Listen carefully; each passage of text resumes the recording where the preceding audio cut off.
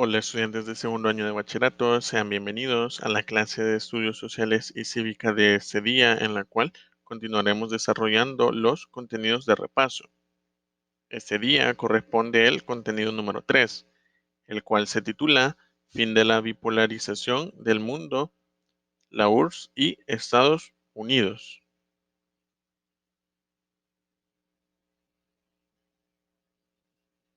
Muy bien, iniciaremos hablando un poco acerca de los acontecimientos que marcaron la finalización de lo que fue la Segunda Guerra Mundial.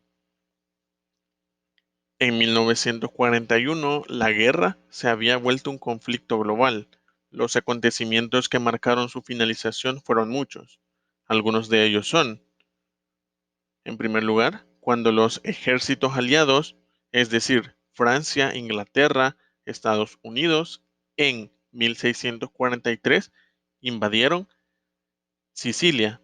Al mismo tiempo, los estadounidenses iniciaron acciones en contra de las oposiciones japonesas en el Pacífico.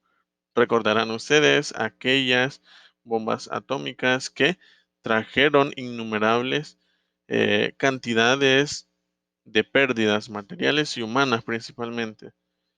Luego de ese acontecimiento, también tenemos que en 1944, en el frente soviético, las tropas alemanas fueron repelidas. Ese mismo año, el 6 de junio, las tropas aliadas desembarcaron en Normandía. En abril de 1945, las tropas soviéticas y aliadas invadieron Alemania, la cual se rindió el 11 de mayo. Acontecimiento importante que terminaron por marcar, como bien mencionaba, la idea principal de la lámina que estamos revisando ahorita, la finalización de la Segunda Guerra Mundial. Otro acontecimiento que marcó el fin de la Segunda Guerra Mundial fue el lanzamiento de la primera bomba atómica. Acá está, que tiene relación con el primer acontecimiento que mencionábamos, por los Estados Unidos sobre la ciudad japonesa de Hiroshima, el 6 de agosto de 1945, y 2 días después en Nagasaki. Tras este pavoroso espectáculo, Japón firmó, la rendición inmediata.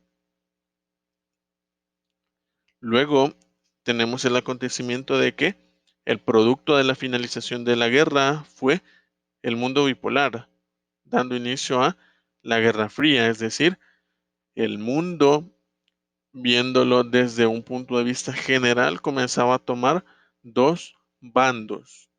Unos países se juntaban en un bando y otros en el otro. Muy bien, estaremos hablando ahora un poco también acerca de la conferencia de Yalta y las organizaciones de las Naciones Unidas, lo cual es un punto de apoyo, nos servirá mejor para comprender el contexto de esto que veníamos hablando, de la bipolarización que existió entre la URSS y Estados Unidos. Muy bien, como les mencionaba, la conferencia de Yalta y la Organización de las Naciones Unidas se vieron envueltas en este acontecimiento sucedido en febrero de 1945. Los líderes de Estados Unidos, Gran Bretaña y la Unión Soviética se reunieron en la conferencia de Yalta, en esa ciudad de Crimea. Entre otras cuestiones, decidieron la creación de un organismo internacional en el que estuvieran representados todos los estados soberanos. En junio de 1945, representantes de 50 países se consagraron en la ciudad de San Francisco, Estados Unidos, y redactaron la Carta Fundacional de la Organización de las Naciones Unidas. Es decir, esta es una de las consecuencias más importantes que trajo consigo la finalización de la Segunda Guerra Mundial, la creación de la Organización de las Naciones Unidas. Y como bien podemos revisar en lo que ya mencionaba, esto ocurrió oficialmente con esta carta que fue redactada en la Conferencia de Yalta.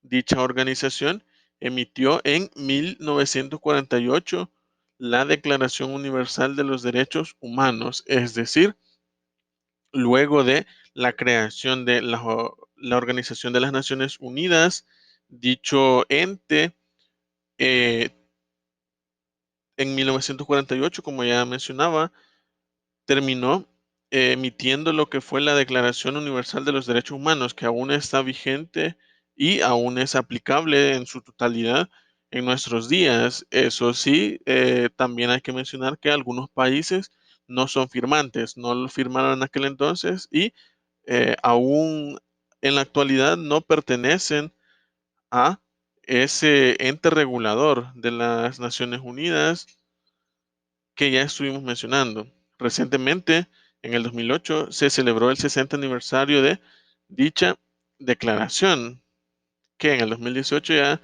se habrá celebrado el 70 aniversario. Bien, avanzamos entonces y vamos a hablar un poco también sobre el régimen soviético y sus aliados en Europa del Este y el resto del mundo. La Unión de Repúblicas Socialistas Soviéticas, es decir, la URSS, nació en 1922 y estaba conformada por 15 repúblicas. Al finalizar la Segunda Guerra Mundial, surgió como una superpotencia. Ocupó gran parte de Europa Central y del Este, así como los Balcanes. Se anexó a las naciones que había ocupado y a Lituania, Estonia y Letonia, promoviendo regímenes comunistas en ellos. Cuando Alemania fue dividida en 4 zonas, le correspondió la administración de una de ellas, lo mismo que de Berlín, en donde posteriormente construyó el famoso muro de Berlín. De Japón obtuvo las islas Sajalín y de Corea la parte norte de la península. Bajo el dominio soviético se encontraban las naciones de Europa Oriental, es decir, China, Cuba, que por cierto, esto tuvo repercusión años más tarde, que todavía se vive en la actualidad, que esos países continúan siendo comunistas. Algunos países de África y del sudeste de Asia. La URSS firmó el Tratado de Amistad, Colaboración y Asistencia Mutua, llamado Pacto de Varsovia, el 14 de mayo de 1955. Este era un acuerdo de cooperación militar con los estados socialistas de Europa Central y del Este. Algunos países de los que se encontraban en esos estados socialistas son Bulgaria, Checoslovaquia, Rumania, Hungría, la República Democrática Alemana, Polonia, Albania y Checoslovaquia, que me parece que ya lo habíamos mencionado, con excepción de Yugoslavia, que no participó, y China, que actuaba como miembro observador después de la muerte de Stalin, a quien imagino ya habrán escuchado mencionar ustedes anteriormente. En 1953, la política soviética cambió a lo que se denominó coexistencia pacífica, que negaba armas para extender la revolución comunista, es decir, tuvo un cambio no solo en el actuar, sino principalmente un cambio ideológico. La URSS rechazaba la idea de que la guerra contra el capitalismo era inevitable.